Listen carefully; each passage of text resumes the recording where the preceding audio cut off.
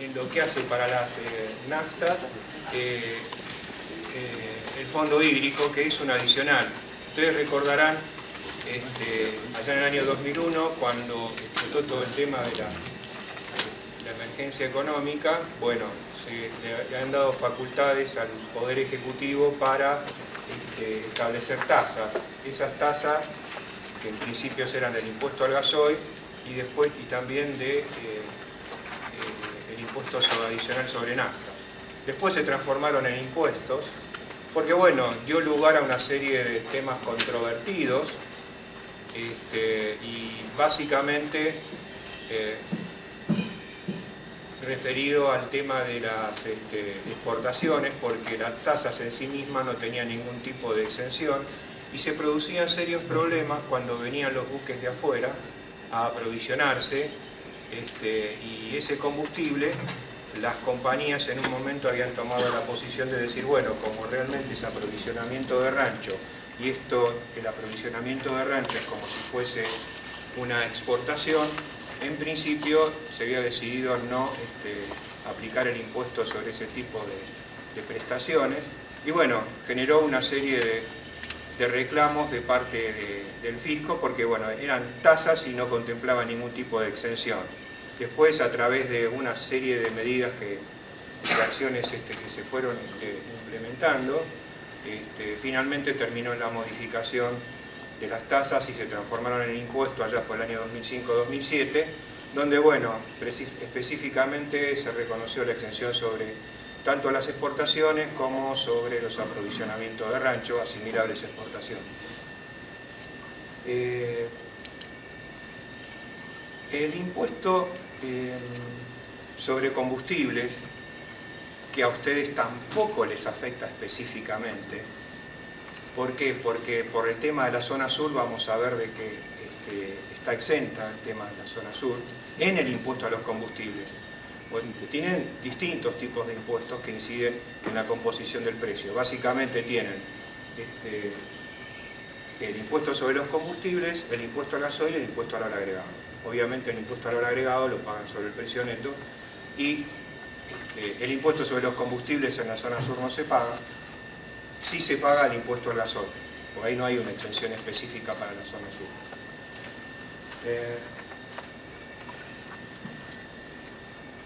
Dentro de los tributos específicos habíamos hablado del impuesto de transferencia de combustibles líquidos, impuesto sobre el gasoil, el fondo de infraestructura hídrica, que este es el complemento del impuesto a las naftas, y un poco lo que habíamos visto ayer, el tema de las retenciones a las exportaciones.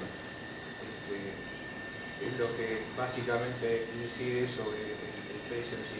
Y después, a nivel provincial, el impuesto sobre los ingresos brutos y las tasas de seguridad y higiene a nivel general.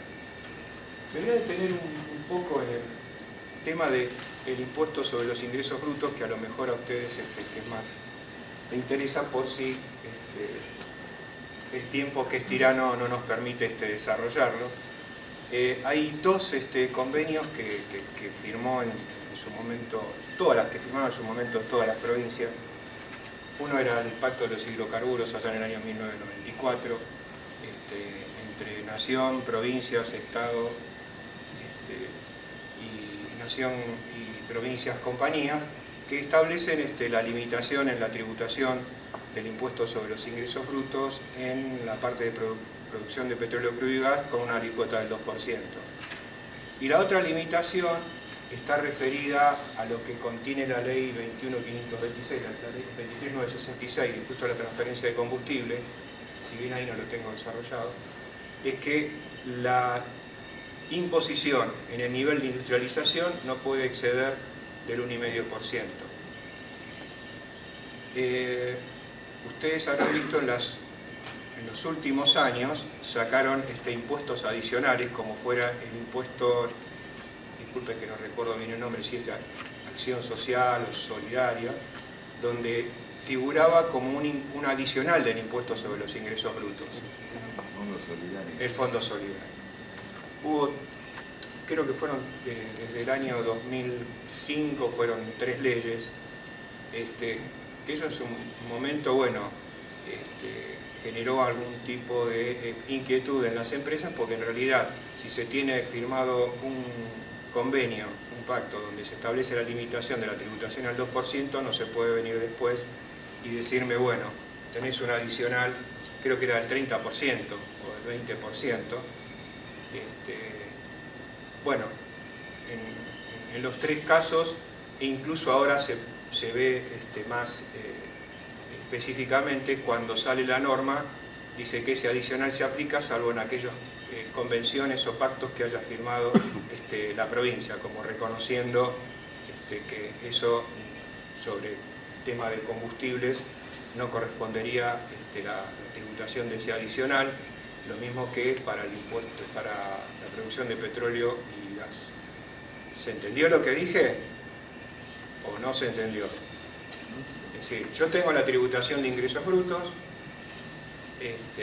la provincia firmó en su momento en el año 94 el pacto de los hidrocarburos, dijo, bueno, yo me comprometo a mantener una alícuota del 2% para la producción de petróleo crudo y gas.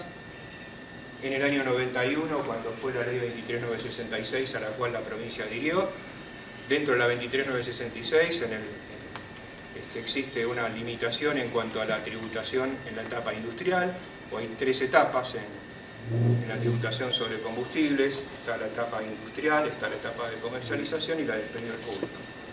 Y lo que dijo, bueno, la tributación no va a exceder del 1%, está dentro del texto de la ley. O sea que todo lo que las modificaciones posteriores, como estos adicionales, no aplican para la parte de combustible específicamente. No quiere decir que no apliquen para las otras actividades de las industrias petroleras, porque si de repente vendo aceites o hago prestaciones de servicio, sobre esas actividades sí procede el adicional. ¿Se entendió?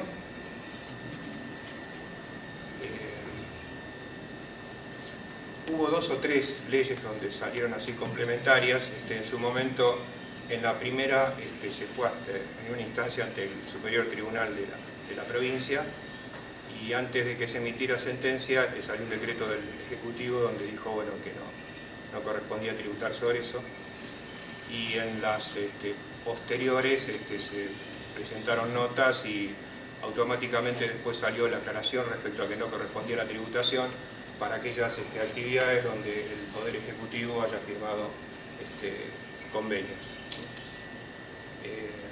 Y en la última lo pueden ver específicamente donde lo dice, ya en el texto de la norma, dice específicamente que no corresponde ese adicional sobre esas actividades. Así que bueno, quería comentarle esto porque vamos a empezar con el tema de combustibles específicos. A lo mejor no es de tanta utilidad para ustedes y me olvido de comentar lo otro, ¿no? Excepto los utilizados en la elaboración de otros productos igualmente sujetos al impuesto, ¿no?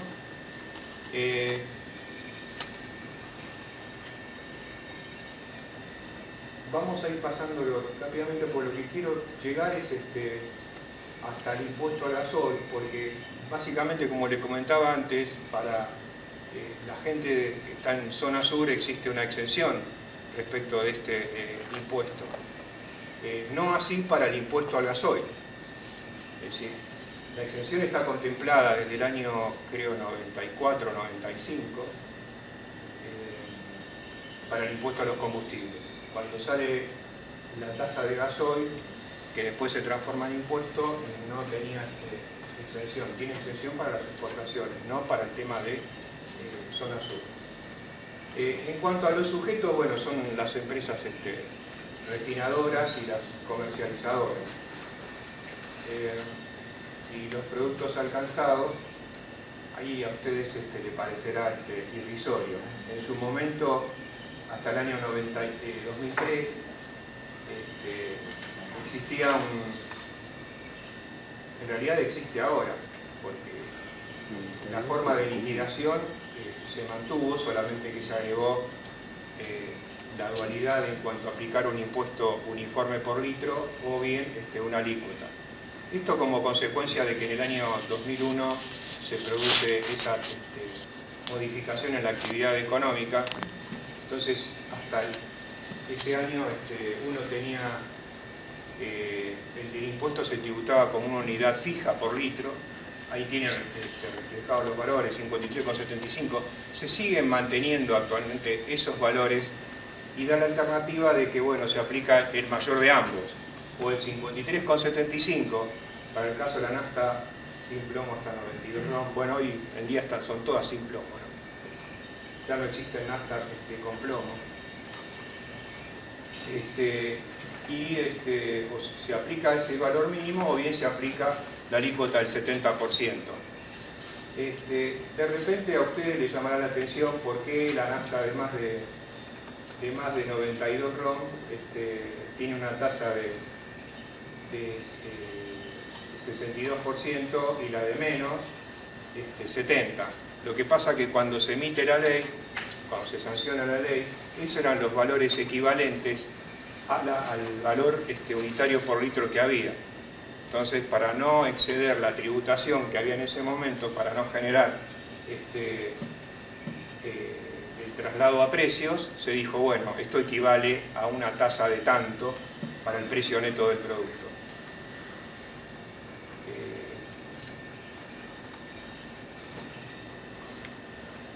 Derechos imponibles con la emisión de la factura, el retiro de los combustibles para el consumo, y en la importación con el despacho a plaza.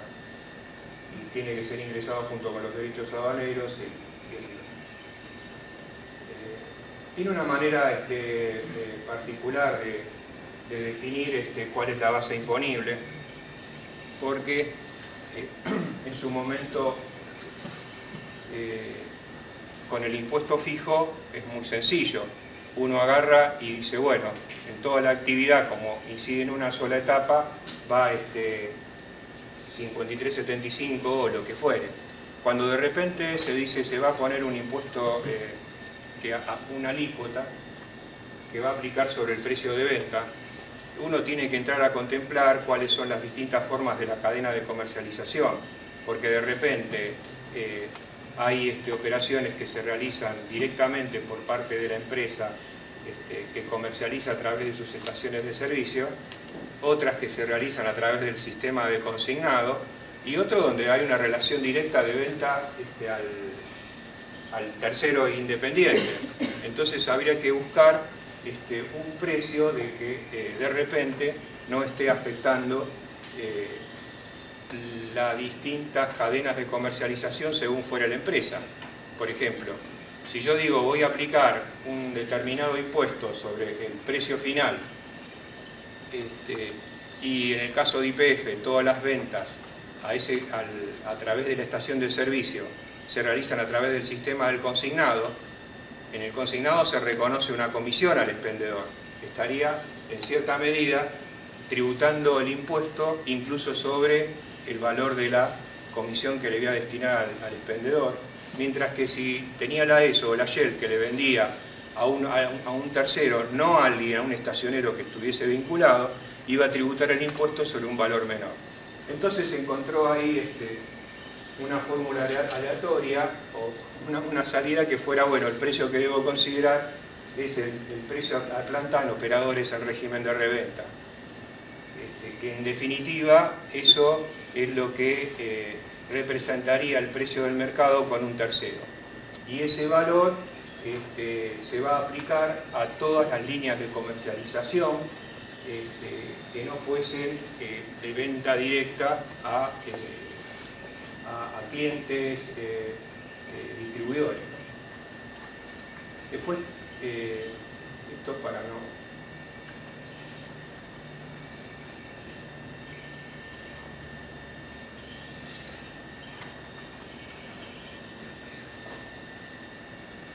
Ahí es un poco lo que se aplica el impuesto correspondiente a la transferencia de estaciones propias en estas de venta directa bajo la modalidad de consignación o a través de empresa vinculada, como así la venta a revendedores, distribuidores, mayoristas, industria y cualquier otra transferencia agravada, se calculará sobre el precio neto promedio ponderado de las ventas operadas en régimen de reventa en planta de despacho, efectuadas en el mes calendario inmediato anterior, considerando la totalidad de ventas grabadas, no grabadas y exentas.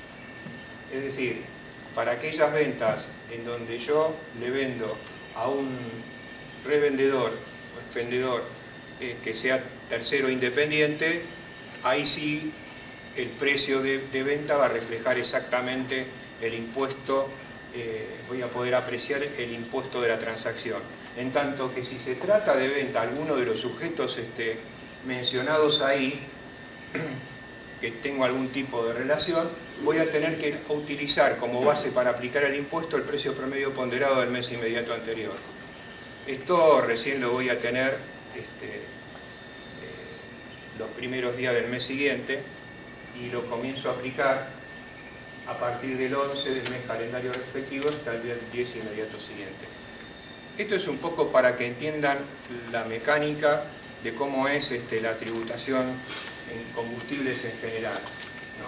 Porque de repente, como conocimiento general de la cosa, cómo es el complemento desde que yo traigo el crudo hasta el momento en que yo vendo en la boca de expendio. Después está también el régimen particular de los expendedores, ¿no?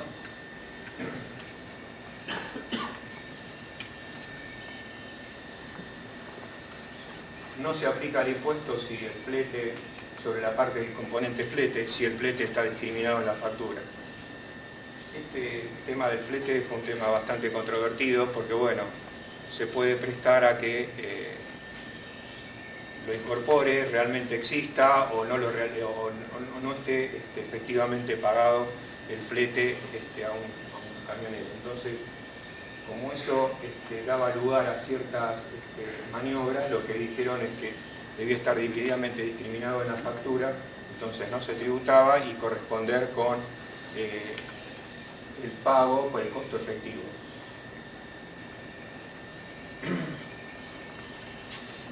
Y acá vamos a ver el tema de la transferencia entre responsables inscriptos, que en su momento estaba excluida del impuesto. Con la modificación se dijo, bueno, no va a quedar más excluida, es decir, si antes la ESO le vendía a Shell producto, no estaba alcanzado con el impuesto. Como después eso dio lugar a que, bueno, ciertas empresas aprovechasen esta ventaja de no tener que tributar el impuesto, porque después estaban destinados a productos exentos, se decidió, bueno, primero vamos a que se pague el impuesto en la transferencia entre compañías del sector y se toma como pago a cuenta. Y ahí un poco las exenciones, ¿no? La que les interesa a ustedes están las que están con destino a la exportación, las que son aprovisionamientos de ranchos para embarcaciones de ultramar, los solventes que se utilicen como materias primas, y ahí es la que le interesa a ustedes cuando se estén destinados al consumo a la zona sur. Ahí está la descripción de lo que comprende la zona sur y cuándo fue establecida la norma, ¿no? 92, recordaba el 94, después se transformó en ley 2481. O sea que ustedes habrán oído muchas veces, porque estos productos que están destinados a la zona sur tienen un trazador.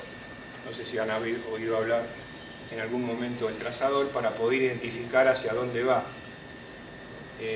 Y muchas veces, porque ¿qué es lo que ocurre? Yo estoy vendiendo el producto y digo que va a la zona sur, en la zona sur no tiene impuesto a los combustibles. Quizás ahora uno no lo pueda apreciar tan específicamente, sí lo deben sentir un poco en los bolsillos, como se veía cuando estaba en el régimen de la convertibilidad, ¿no? Entonces, si yo digo que va a la zona sur y lo consumo en zona sur, no tengo impuesto, pero yo puedo llegar hasta Carmen de Patagones con el camión y me voy para el norte, ¿no? Claro. Y muchas veces han encontrado productos marcado en estaciones de Mar del Plata. Y se genera cierta, cierta inquietud, particularmente en la zona limítrofe, ¿no? En las zonas de las rutas, porque bueno, si estoy de un lado voy cargo y no pago el impuesto, tengo un precio menor, ¿no? que En definitiva, hoy en día es el 62 o el 70% del precio neto. Del precio neto, obviamente, no del precio final, porque el precio final tiene el impuesto al gasoil y tiene, perdón, tiene el impuesto a los combustibles, el impuesto al valor agregado y el impuesto al gasoil si estoy hablando de gasoil, o el impuesto a las naftas si estoy hablando de las naftas. Con lo cual es importante, y esto generó, obviamente para poder controlar, pues hay una serie de desvíos. Hubo dos preocupaciones en las autoridades nacionales respecto de este tema. Uno, en lo que se conoce como comúnmente la sopa que se hacía con los solventes, cuando los solventes tenían un precio inferior, muy inferior al combustible. Entonces mezclaba con el solvente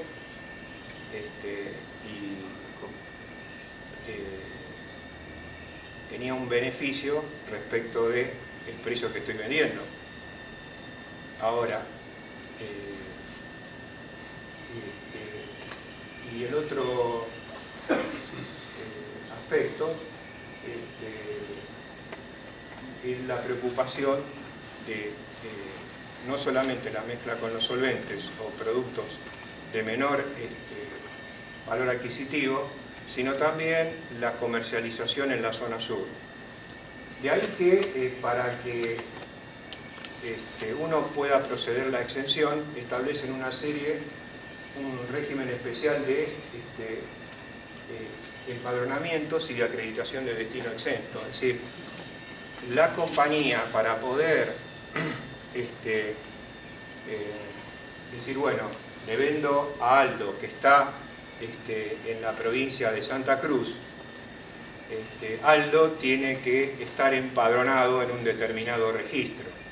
Si Aldo no está empadronado en ese registro, por más que Aldo me diga que está en la zona sur, yo le voy a cobrar el impuesto. A través del tiempo fue cambiando la mecánica de esa acreditación. En un principio aparecían todas las publicaciones sobre fin de año, es decir, existe la obligación de empadronamiento que se debe realizar en el mes de agosto de cada año, y luego la Dirección General Impositiva publicaba todo el listado de aquellos contribuyentes que aparecían como registrados en la zona sur. Entonces la compañía aparece en el listado la estación de Aldo o Aldo vendiendo como distribuidor. Bueno, la venta está exenta. Ahora, ¿qué pasaba cuando Aldo había ido a Impositiva, presentó la correspondiente documentación, fue a la zona de Santa Cruz, o fue a la zona de Neuquén, o a la zona de Bariloche, presentó, y Impositiva no sacó nada? Claro, Aldo no puede vender el combustible, porque de repente el precio que le va a cobrar la compañía excede lo que va después él a poder vender en el mercado local. ¿Por qué?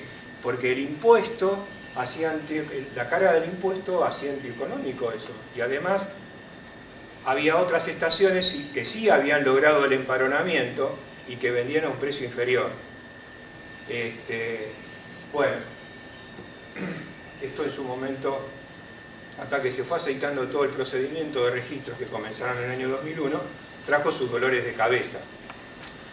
Porque, bueno, más de una vez a uno lo han llamado diputados, funcionarios, porque no se contaba, la estación no había aparecido debidamente publicado, y bueno, la respuesta de uno no cabía ser otra, dice, muchachos, la obligación mía yo ya la cumplí, si ustedes consideran de que tienen que hacer algo, tienen que ir y reclamar en Impositiva.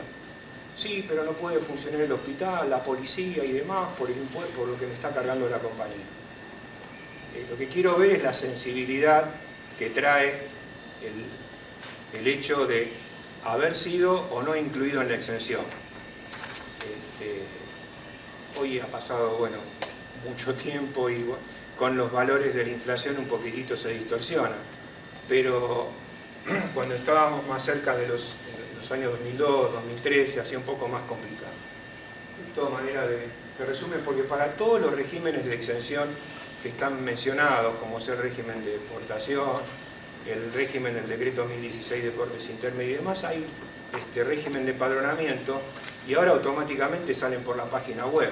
Entonces, si uno no aparece en la página web, cuando le voy a vender a alguien, no está dentro de ese registro en la página web de Impositiva, ese producto está alcanzado. En el caso de la venta a los distribuidores, como siempre,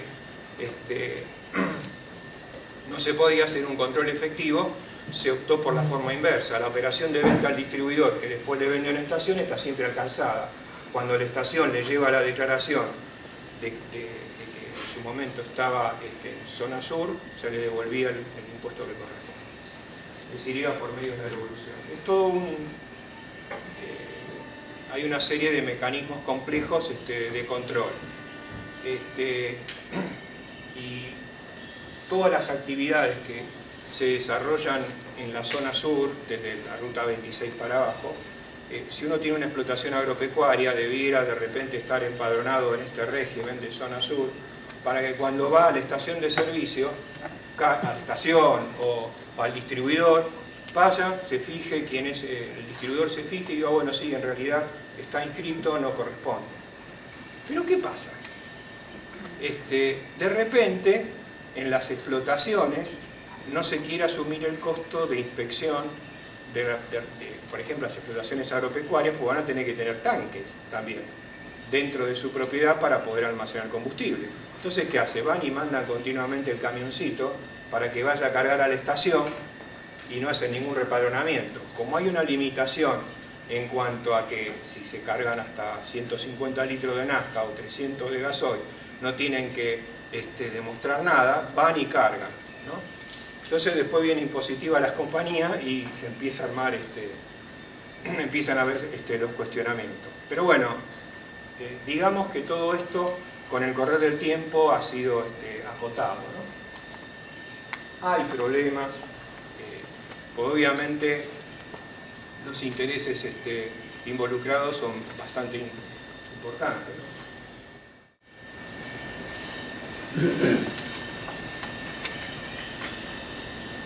Estos son todos los documentos. Bueno, la importación de producto obviamente se tiene que pagar sobre la parte cuando se importa, y en su momento preveían que existiese, está todavía en el texto de la ley, la posibilidad de pagar el impuesto diferido, creo que está ahí. Esa es la forma de poder pagar el impuesto cuando se importa. Tendría esa posibilidad. Ya prácticamente hoy en día las compañías no lo utilizan. Es un impuesto que hay que pagar anticipos y bueno, el impuesto se liquida el 22 del mes siguiente. Y durante el mes, según pueden que estemos en el mes de diciembre o no, hay que pagar, según es el producto, en el caso de las naftas, tres anticipos, en el resto, como se ve gasoil, se paga un solo anticipo, y después, bueno, cambian el valor de los anticipos para el mes de diciembre, básicamente por la necesidad fin de año, en lo que hace al pago de aguinaldos y demás, las necesidades de la tesorería. Después está como un apéndice del impuesto a los combustibles, el impuesto sobre gas natural comprimido, que estos pagan las empresas distribuidoras de gas, lo cobran cuando venden el producto a las estaciones de servicio, y eso es una forma un tanto complicada de determinación, más o menos la alícuota del 16% del precio al consumidor. Y esto es lo que quería, eso es lo que hace el impuesto a los combustibles. El impuesto al gasoil, esto fue uno de los impuestos, en realidad de las tasas, como le comentaba antes. Ustedes se acuerdan que en el año 2001 se delegaron facultades en el Poder Ejecutivo para poder establecer tasas. En aquel momento estaba, era el gobierno de la Rúa y estaba como ministro Cavallo, y en definitiva lo que hizo fue crear este impuesto, esa tasa especial de gasoil, que hoy en día tiene una tasa del 22%. Es decir, no es menor la tributación que existe sobre combustible. Si uno se fija, dejemos la zona sur, donde bueno, tiene la exclusión de lo que es el impuesto a los combustibles específicos, pero para la zona norte estamos hablando de, si tomamos un precio neto, un determinado precio neto, estamos hablando de una tasa del 70%, si estamos hablando de nafta. Después el impuesto adicional a las naftas es hasta el 6%, o sea, es un 78%. Y después tenemos el IVA. Estamos prácticamente en el 100% del precio final del combustible. Estamos pagando la mitad del precio final del combustible que estamos pagando en Capital Federal, está integrado por impuestos. Porque obviamente después también se contempla en ese precio final, las compañías contemplan el impuesto sobre los ingresos brutos que tienen que pagar, si tengo consignado el impuesto que voy a tener que pagar sobre la parte de la comisión que le reconozco al expendedor. Entonces, estamos hablando que el total, un 50% más o menos del precio efectivo de transferencia o que llega al público, está constituido por impuestos. Para la zona sur tienen la ventaja de que no se aplica el impuesto a los combustibles, ya sea sobre el gasoil o el diésel específicamente y sobre las naftas. Pero sí tienen el impuesto al gasoil y sí tienen el impuesto de infraestructura que se aplica sobre las naftas porque por ahí no hay exención. Creo que esto es...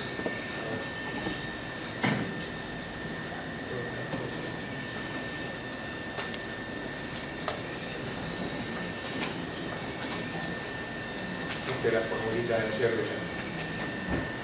derecho de exportación. Y esto, este era el cuadro. Ustedes, esto es un comparativo del año 2010, y eso refleja la participación de los impuestos en la recaudación total. Fíjense que el que más tiene son los impuestos de la seguridad social, que es el 29,4%, después va el IVA al 27%, el 17% que es la recaudación total del impuesto a las ganancias, incluidos retenciones y percepciones, y lo que yo les comentaba, yo les había dicho un 12, un 13% de los derechos de exportación. Aduana, derecho de exportación, 12,9%, y el 6%, que es el otro concepto naranja, que es el impuesto a los débitos y créditos bancarios.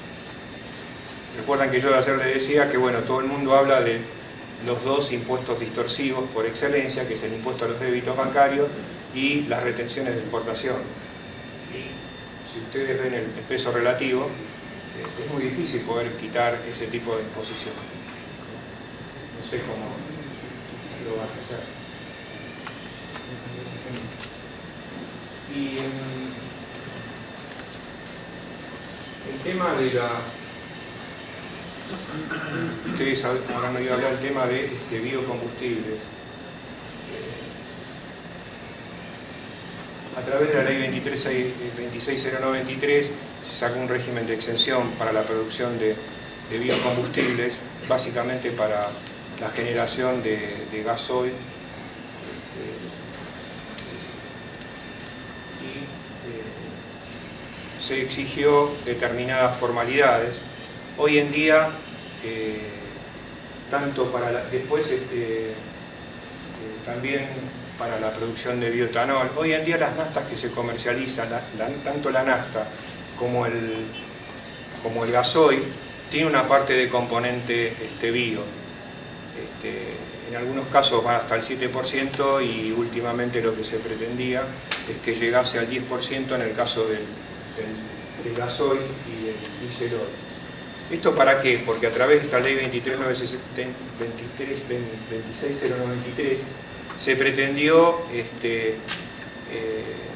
dar cierta promoción a las actividades de producción de bio, de forma tal de atemperar el déficit energético que pudiese llegar a tener la Nación, porque esto, para poder obtener el biodiesel puro, hay distintas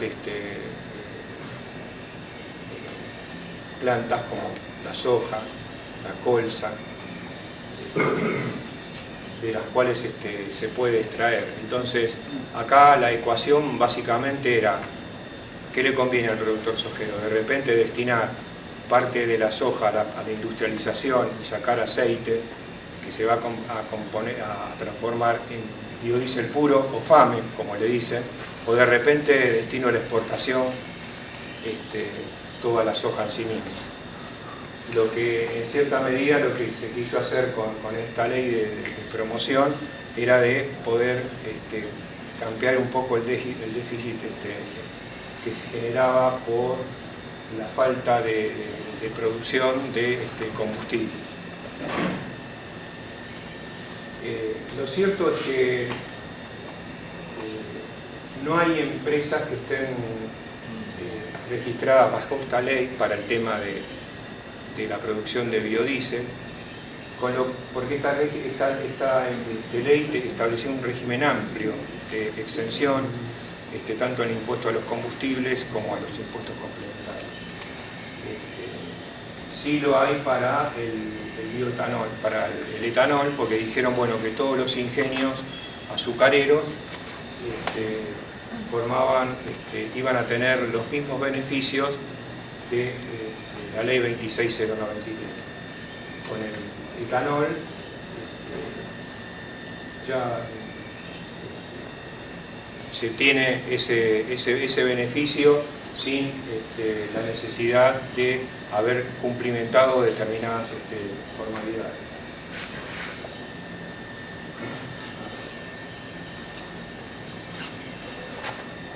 Esto tiene mayor impacto sobre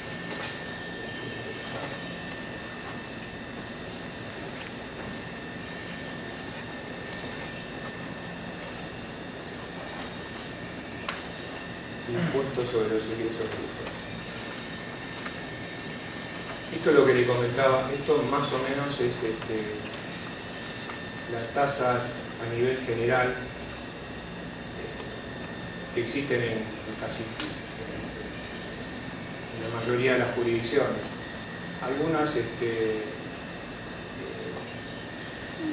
han sufrido algún tipo de desfasaje, básicamente la de intermediación y préstamos, que hoy en día en muchos casos están en el 8%. Es decir, ahí se puso un rango general de las tasas, más o menos teniendo en cuenta las distintas jurisdicciones provinciales, pero la tasa del 3,5% hay muchas jurisdicciones que van al 4 o al 5%. Y en los combustibles generalmente lo han mantenido entre el 0,48%, que es para Capital Federal, la producción de combustible, y el 1%. Así que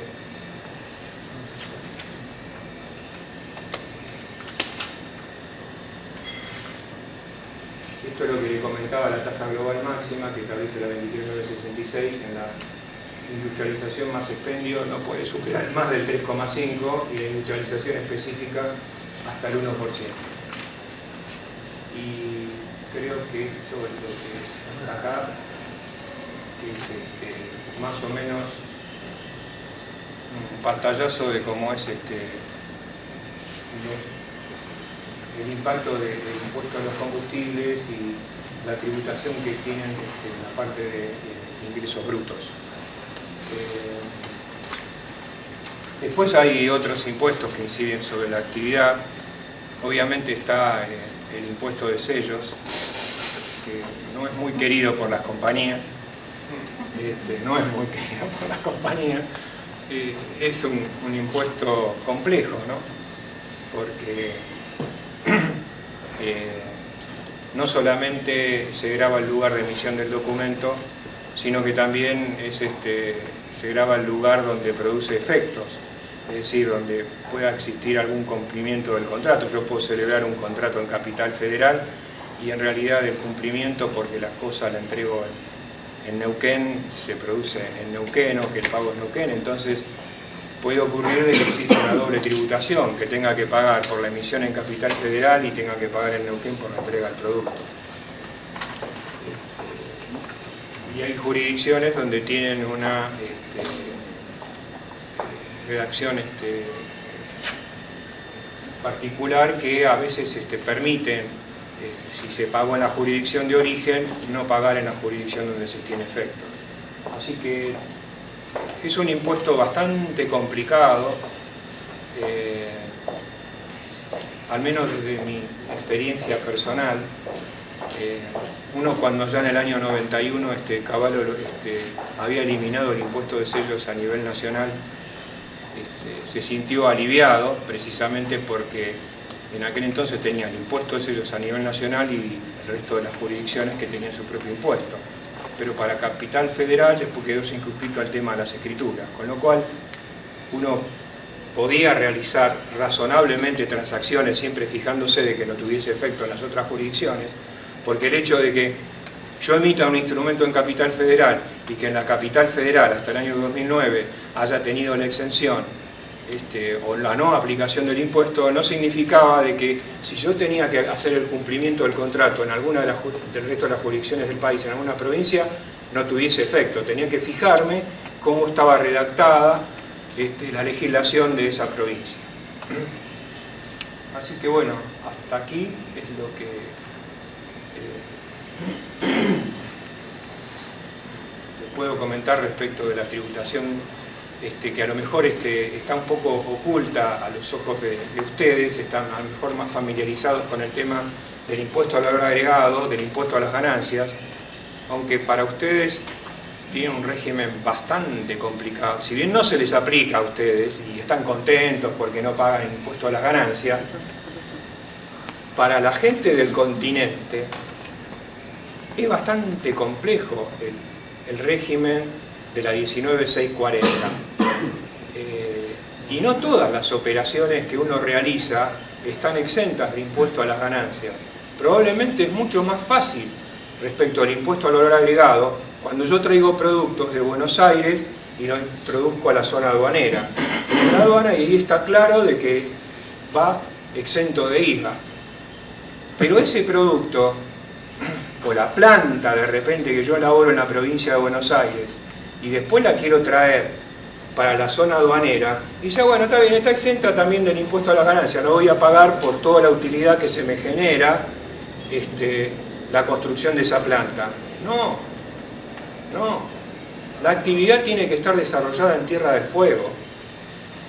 Sí va a estar exento el armado de la planta y toda la obra, la locación de obra que yo realice en Tierra del Fuego, pero la producción de la planta y toda la determinación del costo que tuve que hacer y que elaboré en la provincia de Buenos Aires, eso no está exento en ganancias. Entonces, es complejo y tiene sus bemoles.